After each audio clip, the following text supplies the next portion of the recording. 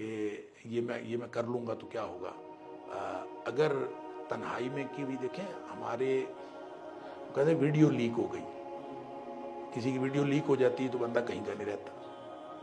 तो वो सारी वीडियोस जो बन रही हैं आखिरत के लिए, ये लीक हो सकती नहीं, लीक होंगी। वइज़ा सुहुफ़ु नुशिरत, जो सहीफे हैं फैलाए जाएंगे, नशर किए जाएंगे। मैं कहता हूँ आलमी नशरियाती राब्ते पर नशर किए जाएंगे, और वहाँ जब ये नशर होगा कि फ़लाँ मौलवी साहब, फ़लाँ मलक साहब, फ़लाँ चौधरी साहब, इनकी ज़िंदगी तो ऐसी थी, ये तन्हाई में तो ये करते थे, और वहाँ जब ये नशर होगा तो सारी दुनिया देखेगी।